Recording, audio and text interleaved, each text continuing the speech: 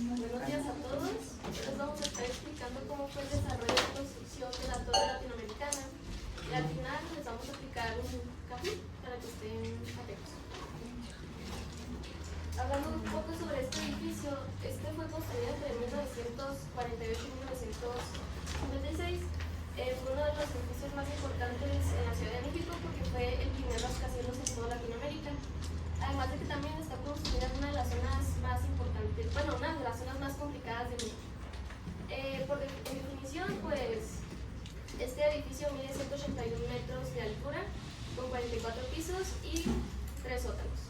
En un principio se pensaba que este fuera construido nada más con 27 pisos, pero conforme se fue haciendo un estudio del subsuelo, pues se pudo ver que podía ser más levantada, primero con 40 pisos y después con 44. Y en total tiene un peso de 25.000 toneladas, con una superficie de construcción de 27.727 metros cuadrados, además de que ha soportado sismos de más de 8 grados. Recordemos que la Ciudad de México está sobre lo que alguna vez fue el lago de Texcoco. Esto provocó que el suelo se volviera blando y arcilloso. Entonces también está sobre lo que es el cinturón de fuego del Pacífico, lo que hace que sea una zona altamente sísmica. Y pues solo imaginen cómo sería, por si no dimensionan, solo imaginen cómo sería levantar un edificio, una torre sobre una gelatina. Y también se me olvidó mencionar que el arquitecto que diseñó este edificio fue Augusto Álvarez, pero ante esta problemática se reunió con otros ingenieros el ingeniero civil y geólogo Leonardo Sebarte y el ingeniero estadounidense Nathan Newmark, me parece ser, quienes iban a realizar una investigación que ya voy a mencionar más adelante para encontrar una solución ante la problemática del subsuelo que se encontraba en la Ciudad de México. Y ahora yo les voy a hablar un poquito ya más del desarrollo específico de la estructuración. Como Majo ya nos comentó, este proyecto fue uno de los proyectos que más dinero se llevó en el estudio del terreno. Como ya nos dijo, era un lugar blando y la verdad es que no se tenía cierto conocimiento si la torre iba a poder aguantar en ese lugar o no.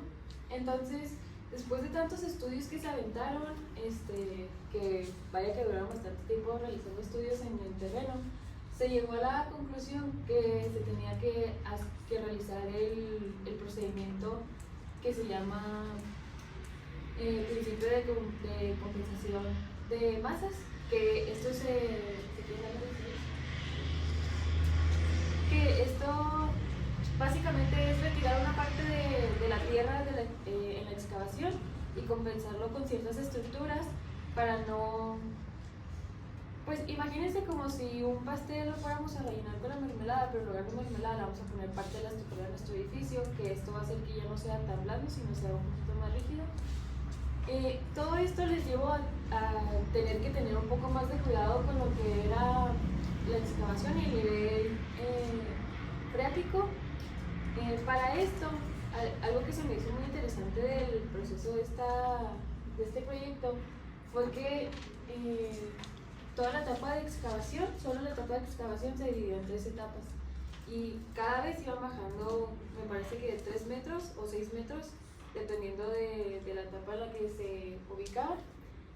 Y pues cuando iban en la segunda etapa se toparon con varios retos de cómo iban a dejar el nivel freático, porque de tan blando que estaba la tierra se les iba a complicar separar lo que es el nivel freático de todo el sistema hidráulico. Entonces para esto utilizaron una atagia de madera. Imagínense una tarima de madera, no sé si las han visto, como tienen un espacio chiquito entre como lo que es la base de arriba y las patitas. Entonces, algo así es una atagia. Si quieres darle a la siguiente. Aquí en la imagen lo podemos ver, o sea, cómo fueron apilando como ciertas tablas, esto para dividir el nivel freático del sistema hidráulico. Y ya después empezaron a tener como problemas porque esa ataque, esa como tarima que les digo, se empezó a hundir. Entonces dijeron, no, nos va a juntar otra vez el sistema hidráulico y se quedaron así como que, bueno, ¿qué vamos a hacer? Entonces para eso empezaron a utilizar lo que eran las vigas H o los contraventos, que el ingeniero llegó a la conclusión que tenían que poner vigas H, porque si no, de todos modos se les iba a abrir así como para los lados. Entonces las vigas H las soportaron con la tapia y ya así hicieron como una alberca básicamente, o sea, como las paredes de una alberca, así terminó el proyecto. Y también otra cosa que no sé si la Inge nos lo puede explicar mejor, pero se me hace muy loco que ya cuando tenían la última capa de la cimentación, o sea, del terreno, hicieron un núcleo central de cimentación de 180 metros cuadrados. Y literal, en medio de como la alberca que les digo, hicieron un cuadrado de cimentación y nada más ese colado duró 20 horas. Entonces imagínense el peso que le iba a aumentar al proyecto, a la torre, porque ya ahorita más adelante mis compañeros les van a explicar cómo funciona un poco la estructura, pero ya de por sí era muy pesada. Entonces en ese terreno, para todos los ingenieros y arquitectos fue como, pues, ¿qué están haciendo? Pero a fin de cuentas dio resultado, y ese núcleo fue una de las cosas que más estabilidad le aporta al proyecto.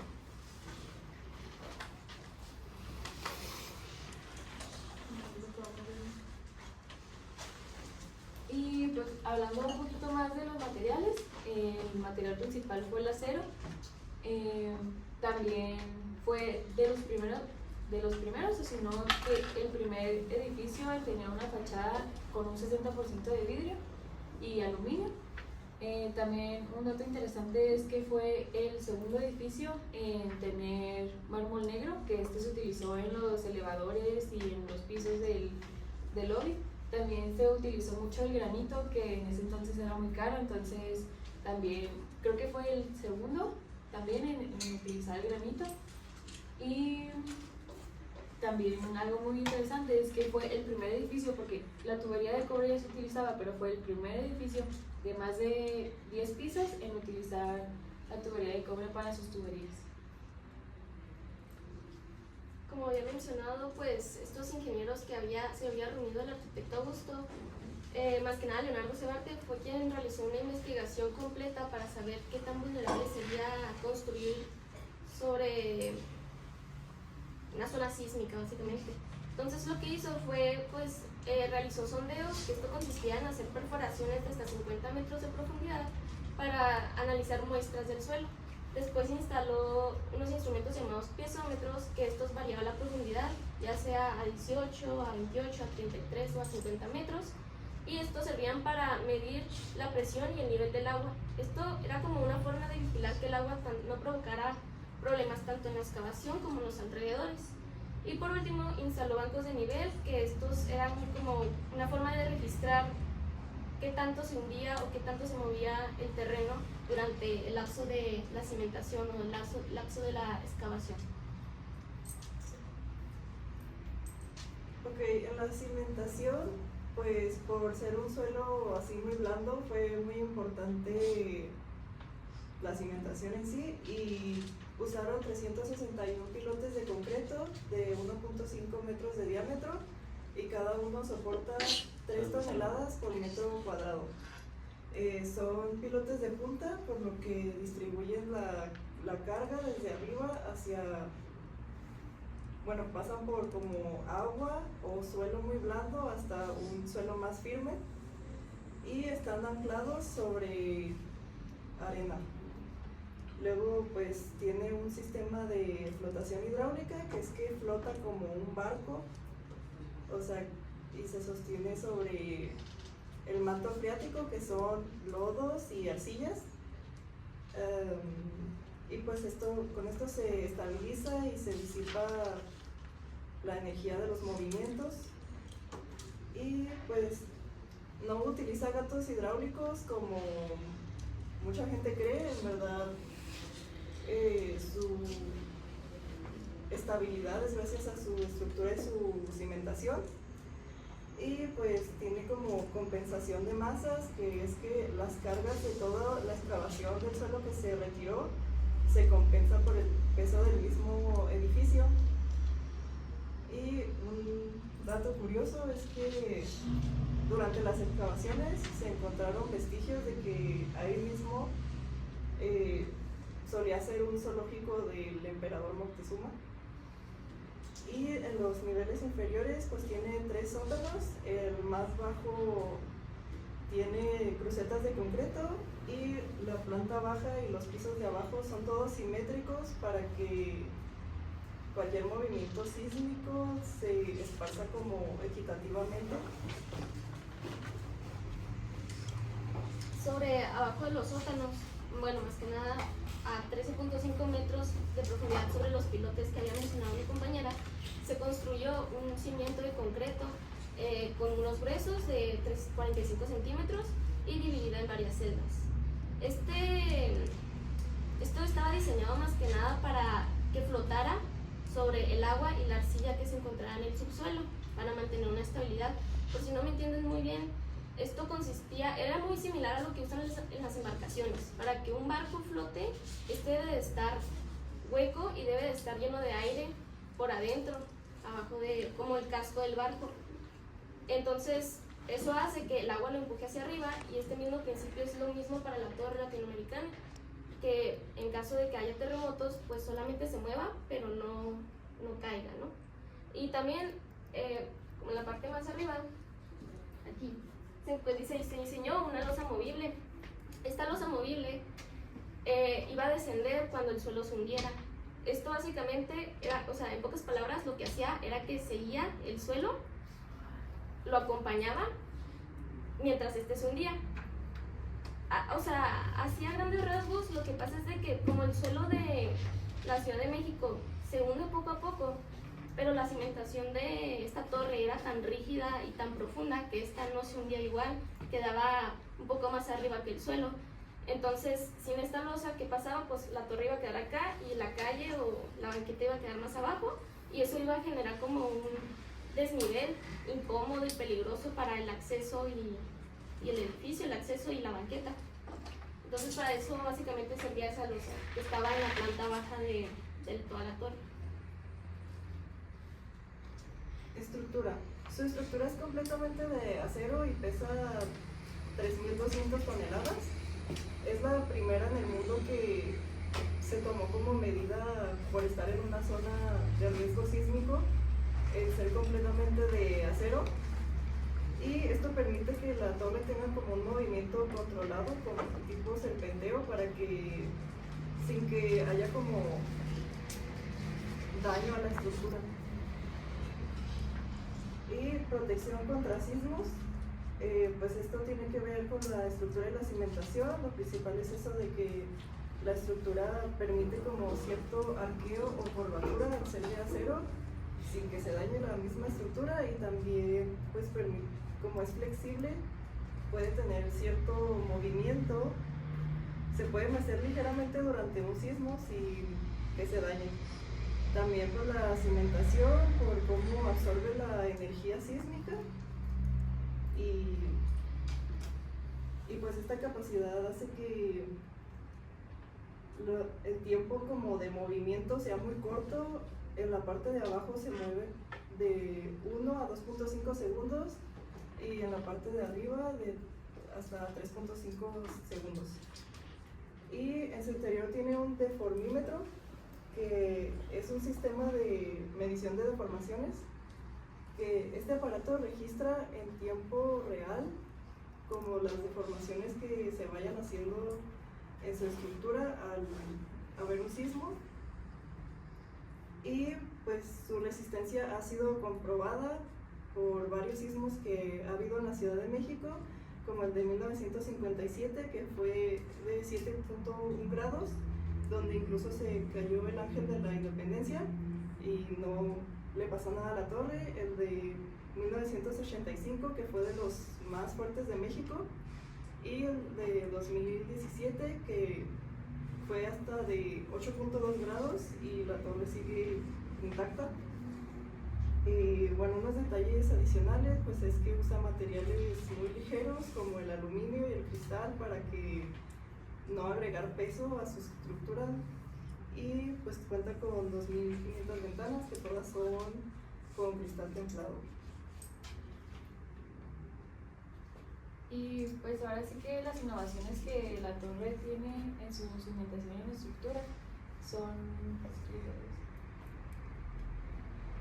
pues como ya nos comentó Luna, fue el primer edificio en tener una fachada totalmente de vidrio y aluminio. Además de, para no cargarle más peso a la torre, se decidió utilizar sus materiales para en caso de cualquier daño sea un poquito más fácil de reemplazar. También, pues ya, este es como un repaso de lo que vimos, que pues básicamente esta torre fue de las primeras en innovar en su cimentación con los pilotes de concreto hincados, y pues también otra vez vemos lo de la estructura, que se utilizó una estructura de acero para que pueda soportar un poquito mejor los movimientos de la tierra y de los terremotos. También fue, los ingenieros que trabajaron en este proyecto fueron los primeros en aplicar estudios de ingeniería sísmica avanzada. Antes pues nada más decían de que en esta ciudad tiembla, bueno, vamos a aplicar un poquito más de pilotes o de estructura para que no se vaya a caer, pero ya ellos fueron los primeros que empezaron. No sé si han visto videos de los estudios que hacen donde hacen maquetas y los ponen a moverse y así. Ellos fueron los primeros en aplicar todo ese tipo de experimentos. Y pues hasta el momento es la torre que ha aguantado todo tipo de movimientos de tierra sin ningún daño en su estructura, ni en vidrios, ni en nada, sigue intacta. Nada más para mencionar que como pues, estaba la problemática de los sismos, se vio ante la investigación que había mencionado del ingeniero Leonardo, pues se concluyó que no iba a servir hacer una cimentación común. Es por eso que estos diseñaron una cimentación fuera de serie, para que sea más que nada diseñada especialmente para adaptarse al suelo de la Ciudad de México. Y pues todo este tipo de puntos que vimos, su estructura, sus estudios de sísmicos, lo llevó a ganar el premio del American Institute of Steel Construction por ser el edificio más alto en aguantar una fuerza sísmica. Y pues ya como conclusión, este edificio hasta el día de hoy sigue siendo un símbolo de modernidad y orgullo para México a partir de la segunda mitad del siglo XX. Pues representa un hito muy grande en la ingeniería y en la arquitectura de nuestro país, y hasta la fecha sigue siendo un ejemplo a nivel mundial de estructuración para la simplicidad en todo el mundo, literal. Y pues no sé si varios de ustedes ya lo hayan conocido, pero es un patrimonio cultural y turístico que sigue siendo muy emblemático y llamativo para todos los que van a visitar la Ciudad de México. Y eso sería todo por nuestra parte. No sé si tengan alguna pregunta.